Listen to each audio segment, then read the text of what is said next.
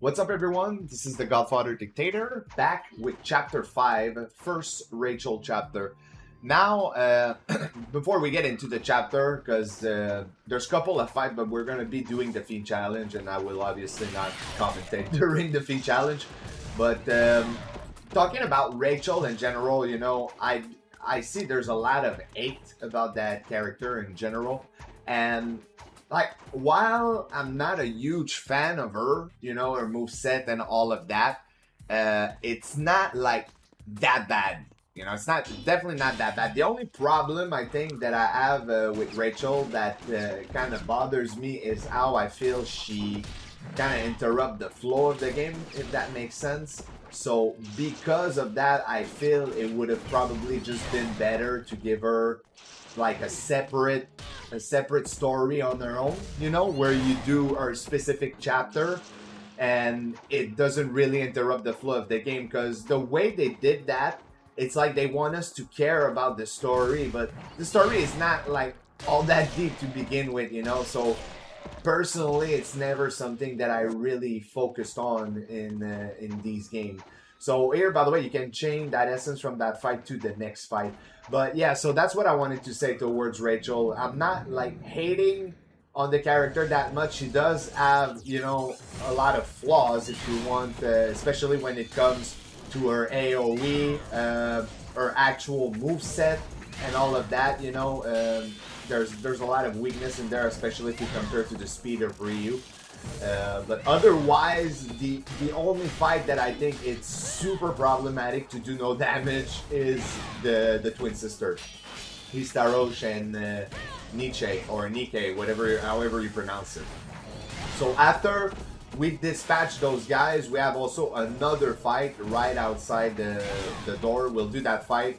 I think we'll go buy a couple of things, and then we'll go say, I think we'll buy the Armlet of Celerity for the Fiend Challenge, and that will be it. After this, I will pick up the commentary from when we enter the monastery, pretty much.